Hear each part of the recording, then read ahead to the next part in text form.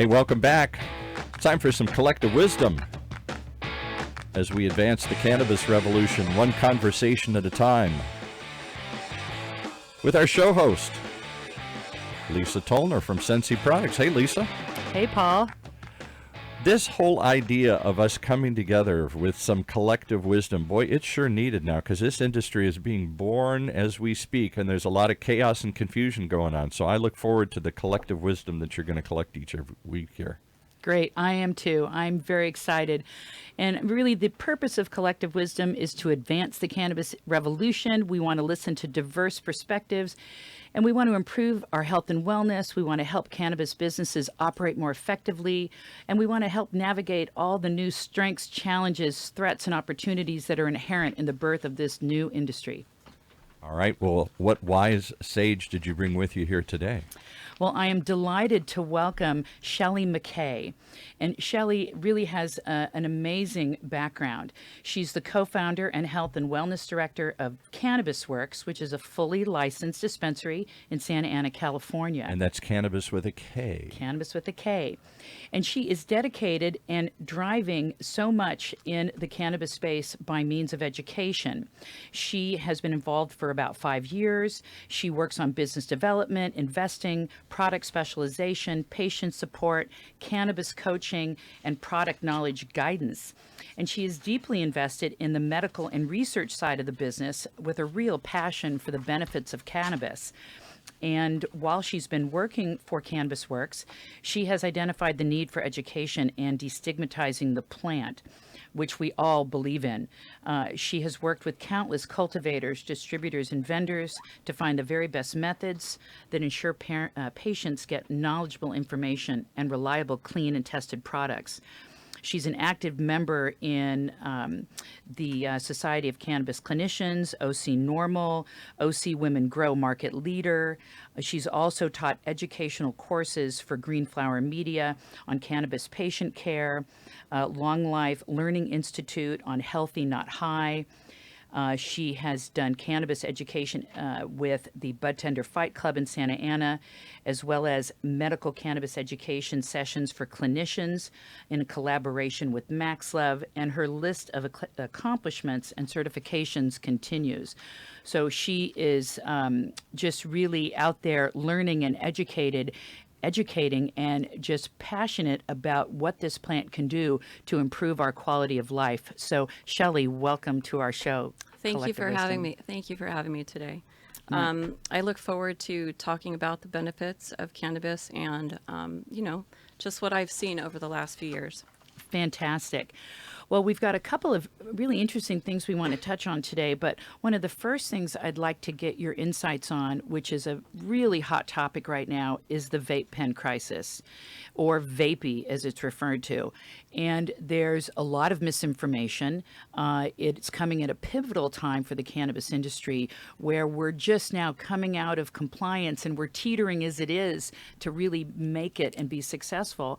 And yet now this vape pen crisis, where we're getting glumped into this larger issue.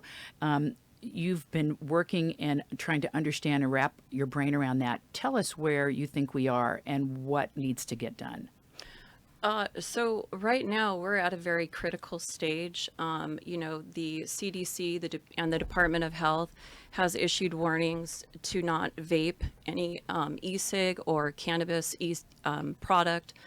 And, and at the dispensary, we have definitely seen our sales drop with our vapor cartridge products. And, a year and a half ago, we've been open since February of 2018 at Cannabis Works, and we knew that vaping was one of those it's one of those things that we knew wasn't really, it's a newer form of smoking, but you're not combusting. So we saw it as, and we still see it as, a benefit to a patient that needs just a quicker onset.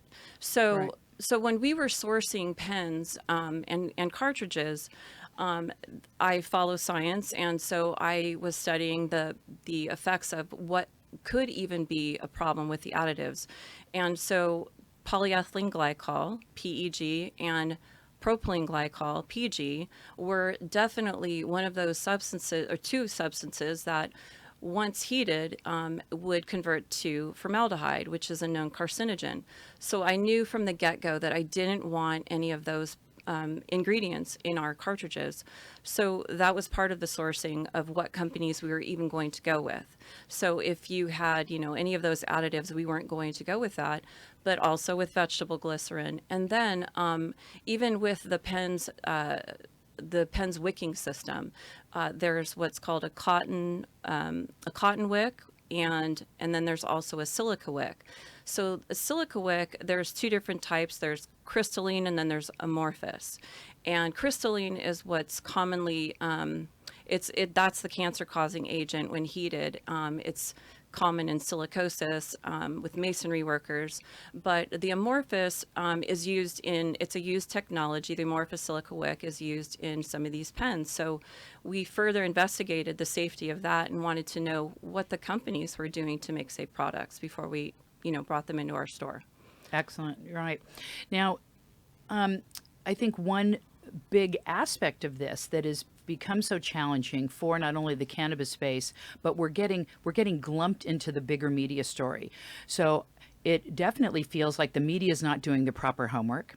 It's coming at a difficult time for our industry, and it's really I would call it ineffective reporting on their part. And where they're just throwing us in with the vape pens, Correct, with the e-cigarettes. And so it's really unfortunate because if you look at a lot of the studies that are starting to come to light now that the cannabis industry is sort of fighting back and trying to, again, in survival mode, we have a 30-year success with no issues of vaporizing, and 15 of those years have been commercially available. So it's something that we all need to be able to stand up for and educate. Now, would you say from a dispensary perspective that there are still vendors coming and knocking at your door with products that don't meet your standards, or have most of those gone off to the illicit market now? So, well, to answer that question, we are highly regulated from under three different entities in the state: the Bureau of Cannabis Control, the Department of Public Health, and then USDFA. So the sorry, I'm just a little nervous here. Let me. No worries. But I lost my train of thought here. Thinking about the regulatory side. Thinking about the regulatory side. So we are required under these three entities to test our products before we even get them into the store. So we have to obtain what's called a certificate of analysis, which is testing these vapor carts for not only pesticides, but heavy metals and microtoxins and lead. I mean, California is so stringent on what we have to test for. So we cannot even bring in cartridges that have these. If it has any sort of pesticide, it's not going to pass testing. We will never see it at the store. So we can't even bring in stuff that hasn't been tested, that would have these ingredients that the illicit market is definitely testing positive for. And, I want to point out that there's a company out there. It's a cannabis testing company called KANNABIS, and they are doing an independent investigation regarding these vapor carts and what is causing these deaths. And they're finding that out of all testing they've done, they're pulling products from the illicit market and then also the legal market, and they are finding that the legal market is testing clean across the board, 100%, zero pesticides. That is the opposite for the illicit market. Mm-hmm. It is testing high in 3 pesticides that are obviously deleterious to our health. Myclobutanol is one of them. When converted, they're harmful if swallowed, let alone when heated. So the CDC is seeing, chemical burns. They're also seeing different types of pneumonia. And so it's very important to, if you're going to continue using a vapor cartridge, to have a tested clean product. Absolutely. So I think one thing that I'm hearing, and then one thing that I think is paramount for us to, a new industry, that we need to do is we need to educate the media so that they get it right. Because clearly they're part of the problem. They're disseminating incorrect information. And ultimately, uh, consumers need to know the difference, and they right now they don't. So incredible confusion. Now, it's going city by city, but a lot of cities are doing just blanket bans on any kind of vaporized product, and it is. I understand the fear factor, but I also feel that, again, education to the rescue here, folks. We really need to move it to that point. Now, what's happening? Do you know what's happening at the state level? Have you been hearing anything on regulatory legislation that's coming down through the state? Yeah, as a matter of fact, yesterday, October 16th, the California legislature, they held one of two hearings that they are going to be holding on vapor pen safety. This includes tobacco products, e-cigs, THC products, and basically it's an overview of issues related to vaping, including the health effects and the regulatory landscape. What are they going to do? So Governor Newsom has allocated $20 million for a public awareness campaign about the safety of vaporizing and, the enticement, of course, of the e-cig products, the tobacco products to the youth. But they're going to be holding another hearing after they to come up with a regulatory framework of what we're going to be doing with these vapor cartridges in the state of California. Whether they're taking flavor additives away, they're going to do that with e-cigs for sure. I mean, I know that Walmart has already stopped even selling e-cig products, but, we just don't know what they're going to regulate and what they're going to say in the end as to what can be added to an actual cannabis vapor cartridge. Got it. Okay. Yeah. So it's a dynamic concern. It's a tough problem. And there's a lot of smart people that are going to be working on it. The media needs to get it together and really put adequate information out there so that not only consumers are informed, but so the cannabis industry doesn't get a black eye for no reason. Right. So it's definitely a topic that we're all going to be looking for and trying to add our own support and education to as we move forward. So thank you for that. Yeah. So I'd like to shift gears a little bit, and I want to talk about another big thing right now, which is public awareness of the CBD and the difference between hemp-derived CBD, CBD isolate, cannabis-derived CBD. CBD is a hot topic right now. You're starting to see it become more mainstream. I was in Bed Bath & Beyond. There was an end cap, with all kinds of CBD products, and you stop and read the labels, and some are isolate. Some had a tiny amount of CBD and it barely recognizable. Most of them, only one product out of about 10 had any kind of lab reference. So it is a heavily unregulated, and but yet people are drawn to it. They want to know that there's some new ways that they can improve their health and wellness. So, and I know you do a lot of work in this area, so please share with us your thoughts on the whole CBD issue right now. Sure. So CBD, cannabidiol, is the non-psychoactive component in the cannabis flower, and also it's found in the hemp plant. And molecularly, the CBD is the same in both plants. CBD sourced from hemp is derived from the stalk and stems, and from the cannabis plant it's in the trichomes, which is where you find the cannabinoids from the cannabis plant. So a big problem that I see, or I like to educate people about with hemp-derived CBD, is that there's not much oversight right now, even though the FDA is, and the California Department of Health has said CBD cannot be put into used as a food additive. The market is growing, and the CBD derived from the hemp plant. Hemp is a known bioaccumulator. So when planted, it leaches heavy metals and toxins from the soil.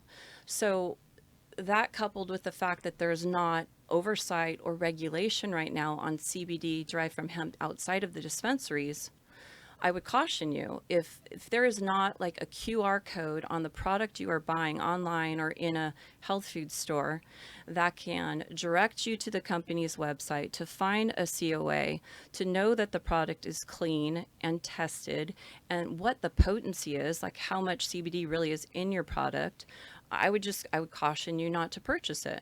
So, and then cannabis derived CBD, it has a lot of different properties because the cannabis flower within the trichomes, it's not just CBD or THC. There's over 113 cannabinoids. They're still looking for more, and there's other compounds in the cannabis flower that is very beneficial when used together. So we like to call that synergy between CBD, THC, and other plant compounds that are in oils or, a tincture you might find in a cannabis store. We call that the entourage effect, where the synergy of these compounds produce better effects than an isolated compound. So when you're going to also see in the market, they talk about, an isolated CBD. So an isolated CBD is basically just that. It's just that compound. And so they will suspend that in a carrier oil such as MCT oil, or, there's a lot of different things they're putting it in now. But it's an isolate, and they're showing, even scientifically, there's white papers written on this, that cannabidiol isolated, you would need to use far more, almost 5 times more, the milligram strength, to even perhaps feel the effects of cannabis that might have just a trace amount of CBD formulation that might have a trace amount of THC in it. We have clients that come into the store that they're looking for help. They're looking for help with, whether it's sleep, anxiety, pain. Those are the top 3 really. And they say they've tried CBD. Their daughter gave it to them. They ordered it online.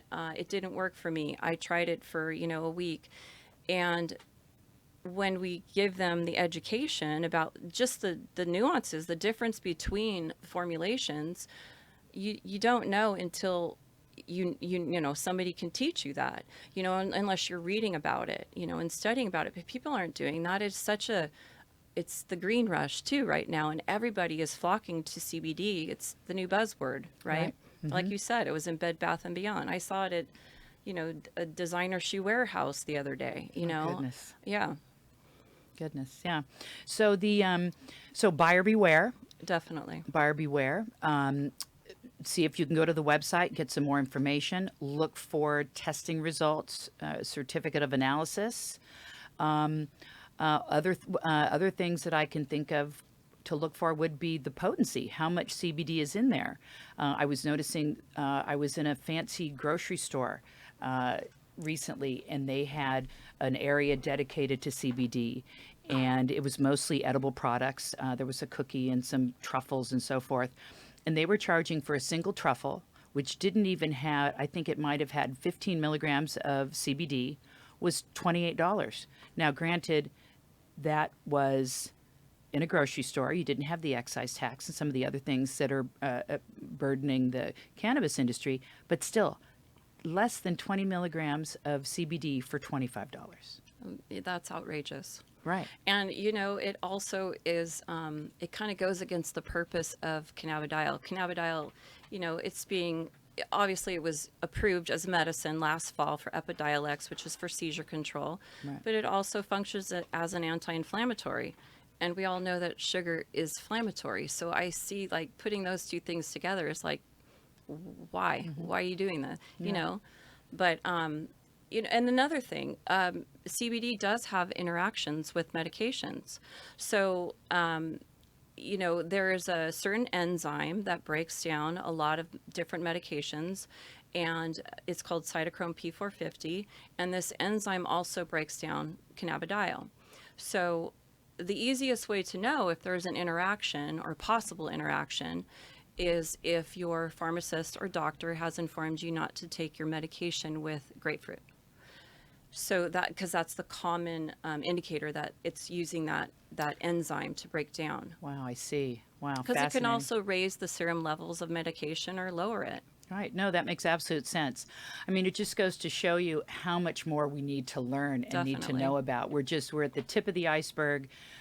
There is so much potential and so much promise for CBD and everything related to cannabis. And just another example of scratching the surface. But, you know, with the hard work that you're doing and so many great people out there that are passionate about getting to the truth and getting to the science behind it, we're going to be uncovering how this is going to benefit us and benefit humanity in their health for years to come. So it's just very exciting activity. I want to switch lastly to talking about women in cannabis. I'm just so honored that you're here today and reading about all the incredible work that you're doing to help people and to educate. I mean, it's the important work. It's one of the most important things we can do if we're truly going to adopt cannabis into society and have it be respected and have it really be considered as part of a health regimen.